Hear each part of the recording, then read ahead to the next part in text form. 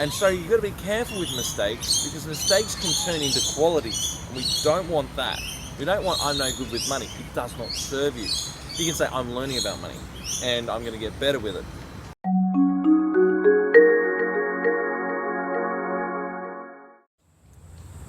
Hi there guys, Matt Tait here from Fork in the Road, your channel for transformation. And today I have this book again, Transforming Yourself, Becoming Who You Want to Be. And this book is incredible. And the reason I'm reading this book is because I'm an NLP coach, I'm an NLP trainer, and I delve in the world of NLP. And Andreas, the author, is one of those originators of many of the NLP techniques we see and hear and feel today. And what are they all about? It's about mastering your mind and your body so that you're firing off better thoughts, having a better experience in your life. And so with that, those thoughts, that's what this book's about. It's about me helping my clients better. It's about me writing better programs. It's about shining a light for people to move forward, to see the path in front of them, to understand themselves and to move themselves forward. And now, after quite a few videos on the self-concept, which is your identity, that self-concept, which is the driving force of who you are. All those little actions are backing up your identity. All those little actions you do every day, all the thoughts, everything is part of your internal identity. So with that identity and with that concept of yourself, that's where this book comes in.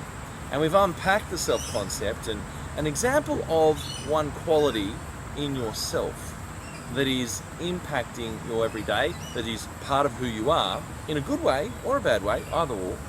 And we've been looking at where you store that inside yourself. How is it represented? How does it show up? This core self quality. And so you can start to change who you are one quality at a time, or even a cluster of them, without necessarily having to give up everything and having to give up that identity. Because if you do, the brain doesn't like it and wants to just let go of everything. It's not a good thing. I liken it to the metaphor I've used in previous videos is about letting yourself drift in a boat that is slowly sinking. You've been around the world in this boat. You know this boat very well. It's a yacht, perhaps. You're out on the open sea, but you know it's sinking. You know it's sinking, or it's not going to get you where you want to go. But then a piece of driftwood comes past, and a voice from the heavens says, "Get on this piece of driftwood. It will take you off to an island where you'll be safe, where you'll have a different identity, and you will be incredible." Of course, your logical mind says, no way. I'm not getting on that bit of driftwood. I'm on this boat. The boat's still better than the driftwood, but that driftwood's going over there. You're going over here. I'm telling you, that's better over there. I don't believe you. And so we don't get on the driftwood. Think about that driftwood as a piece of identity, a new identity that's forming inside yourself. But we don't jump on it straight away. We want it to be better. And so we stick on the boat, even though we know the boat's going down, but the boat's still more comfortable.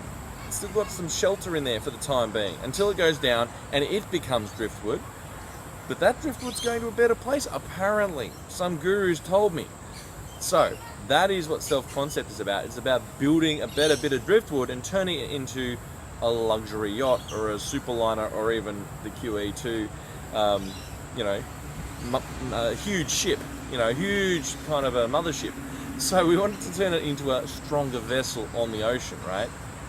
That's why I'm doing these videos, is to help people build a vessel for them to jump onto, that they're confident that is a place that is better than they're currently at. Because if you don't, we won't do it. We'll stay on the sinking ship, sinking yacht, sinking boat, and not get on the new one. Now, it doesn't have to be as separating as that, but that's just a bit of a metaphor on what we do with our identity, with our way we think we are, our self-concept. And so let's build a better boat and then go off sailing and controlling and mastering the winds of life, mastering the oceans, mastering the swell, mastering everything so that we are actually getting to a destination. And so that's what these videos are about. And now I've gone into chapter number 7 in the book, which is utilizing mistakes. So the Steve Andreas book, Utilizing Mistakes. Now I'll jump in there and I'll have a look and let's break apart mistakes and what they are in the book. Now, what is a mistake anyway? Well, a mistake is where you've done something which you didn't intend. A mistake is something where you've, oops, that wasn't what I actually wanted and I've ended up doing that. A mistake could be, as simple as a quality in the book. They talk quite a bit about being kind versus being, aggressive, or versus not being kind, being nasty or angry, or, that sort of thing. A mistake could be like that. And part of your self-concept might be that you're kind, but you had a moment where you were angry and you made a mistake. So that's an example, right? Now, sometimes it's warranted to be angry because something really bad's going on and you've got to protect. But there are other times where it's like, it doesn't seem to fit, right? So it's about understanding yourself. And as an example of when you're angry, now here's the thing. Where do we store it, right? It's not about the judgment of whether you are angry or you're kind or whatever you are. It's about where do you store it. Another example might be that you are, that you are consistent, right? You are consistent at something. This last 2 weeks I've been consistent with my eating habits and I've lost 6 or 7 kilograms in the last 2 weeks. What's that? Let's call it 6 times 2, it's about 12 to 15 pounds, let's say, in the old scales. And so that has made a big difference to what's going on down here with my tummy. It's not coming out as far. So I can say I have been consistent, right? But I've had a few moments in that 2 weeks where I've made a mistake and I was just not consistent for a moment. Now I'm all right with that because I got back on the horse and I was consistent again very soon. And so in that little micro example of being consistent, then I can say, all right, my mistake was I ate something that wasn't on my menu plan, and I've been giving up coffee for these last 2 weeks, right? No coffee. But I had a coffee in a social situation the other day as a bit of a reward for being so good, right? Because I would have 3 coffees a day and I would, you add it up and it adds up to a lot. So a mistake could be something like that, or it could be a bigger piece to who you are, where you've really made a mistake and you're beating yourself up. A massive mistake, it could be you lost money, or it could be, maybe you've got a self-concept, and here's the challenge with mistakes. There's a challenge that with a mistake, you will start to absorb it as part of who you are. So if you lose a lot of money in a situation, and that's the mistake, and it's very emotional, you may take on the identity of I'm just not good with money, as opposed to it being a lesson of what not to do, and as a clue to go off and find out what to do, right? And it could have been in business, it could have been investing. I'm sure there's a lot of people in Bitcoin who are not too happy when it has its crash, but then there's other people equally who are super excited when it has its gain. It's very interesting, it's very interesting to see what people are focused on. And the only question is, do you just chalk it up as a lesson, or do you internalize it as a quality inside yourself? And so you've got to be careful with mistakes, because mistakes can turn into qualities, and we don't want that. We don't want I'm no good with money. It does not serve you. You can say I'm learning about money and I'm going to get better with it. That serves you, right? So very, very careful what we're saying to ourselves. And so as I go into the book, let's now jump into, at the 7, 9 or 9 minute mark, utilizing mistakes. And so we have aspects of counterexamples, and that's the term used in the book. A mistake is a counterexample where I've got this quality, and maybe it's that I'm a responsible person, and the counterexample is when I've lost money in Bitcoin, right? That might be the counterexample. And so that's a mistake relative to that positive quality that you hold about yourself. So that's what a counterexample means in the book. And so we move into exercise 1 is discovering the structure of your counterexamples. And just to quickly read this out, we don't want to change anything yet, but if you turn inwards for 5 minutes and silently notice how you represent counterexamples, right? So I feel like for myself, I'm very much I've not planned this particular part. I'm a responsible person, so I'll pretend like I'm in the seminar, right? I'm a responsible person, very responsible. But I've had counterexamples where I've made mistakes, right? And the question is, am I using those as just signposts to know when I'm about to do the wrong thing, and I can stop myself and say, oh, hang on, let's have a look at this to strengthen my quality, or to know I'm about to go down the wrong path? Or do I just do it anyway and there's something else going on? It's a bit of a clue for some coaching perhaps with my, mindset coaching. To figure out, what's going on underneath the surface there. It's a good one, isn't it? And so when you look at it, you've got the, what does he say here? He says, don't change anything yet because there can be some unpleasantness, he says here, if you try changing counterexamples without knowing what you are doing. Just find out what's already there. When you're done exploring, we'll experiment with changing them in very cautious and stepwise way. But for now, I only want you to find out what is there. And the reason for that is because when you bring up a counterexample, sometimes it can dominate the quality and take over the system, make you feel really bad because you'll be reminded of some mistake, right? So it's important to understand where are your mistakes being stored in your system. Now, the very first one, usually for a lot of people, is they have a lot of pictures.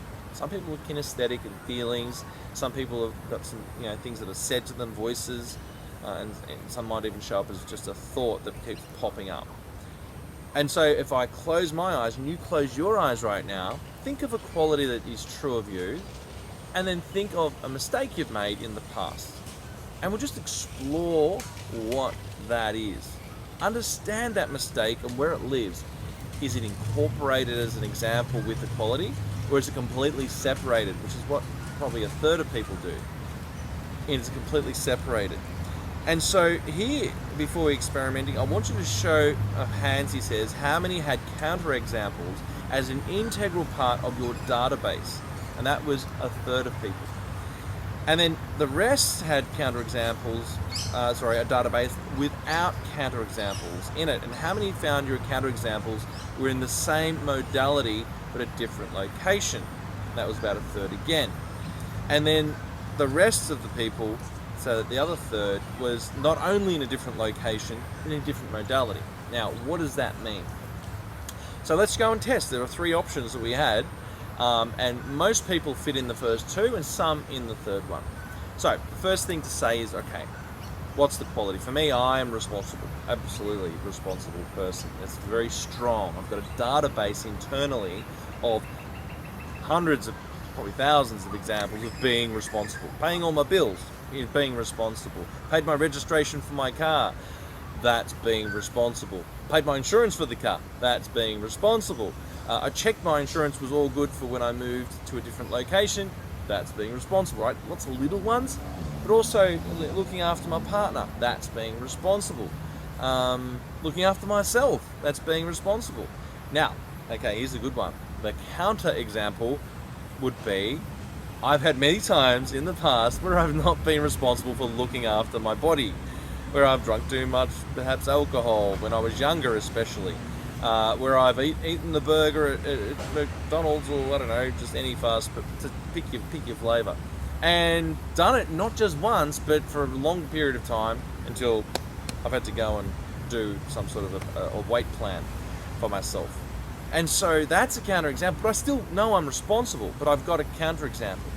Now that's interesting. Maybe it's a different category, but right now let's roll with counterexample being the eating irresponsibly, or eating unconsciously is probably the counterexample.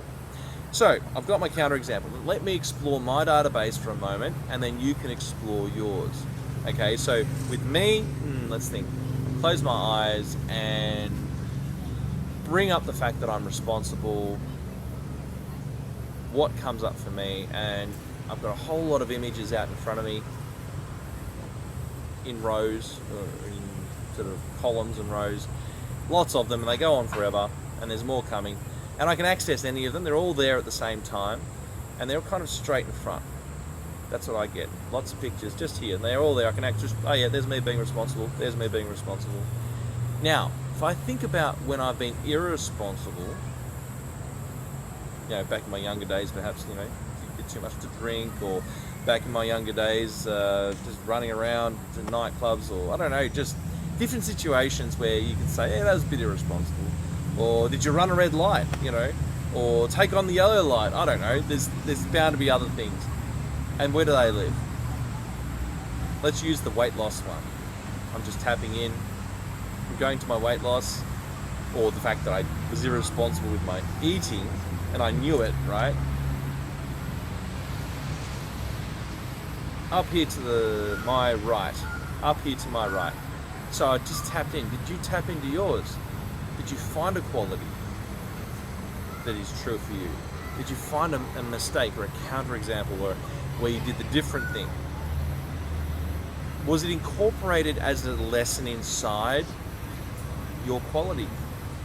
Or was it separated? I had that separated, right? Now, maybe it's a different category, but I'm going to say, all right, I'm now going to look at that later on. I'll incorporate some of those in, not too many, but just a few, as signposts for when we're approaching the opposite. We want some feedback. We want the body to know, oh, you're about to do the opposite to who you are, so that we can then strategize, we can then maneuver around it and be aware of it, right? So for me, it was over here, kind of in a line over here, that is the counterexample. If I'm using weight loss and irresponsible eating with my quality of being responsible, right? So that's really me just observing what was inside myself. And when I look at over here, there's feelings in the body start to fire off. Ooh, I wasn't happy about that. So that is the very first exercise in that chapter 7. It's about just exploring your database, exploring the counterexample. And then the next piece to that, the other third, so the first third was, the first third was integrated. Are the mistakes part of your database? And it's a very small number, just as signposts. And then the second one is always separated, like my food eating and my responsibleness were separated. And maybe I can sort of put a few counterexamples just as an example, and then push the rest off into a different category, right? That's something we can do as we'll start to play with. And the third one is it a picture and a picture, or is it a picture in a different location? Is a picture that's actually sound, or that maybe it's someone's voice, or maybe it's a feeling, right? It's more kinesthetic, and it's not a picture, right? So that is an interesting one. And if that's the case, then we'll have to do some work to tweak them so that they're in the same method. It's like a different language. If you think about visual language and feeling language and sound or hearing language, they're different language sets for the body. And so we might need to tweak it so that our brain sees, oh, that's all speaking the same language now. And we can do that. That's later on in the chapter. And so what he suggests is playing around with integrating counterexamples to strengthen your quality. So for me, I'm very responsible. If I want to strengthen that, we have to have a couple of counterexamples inside there.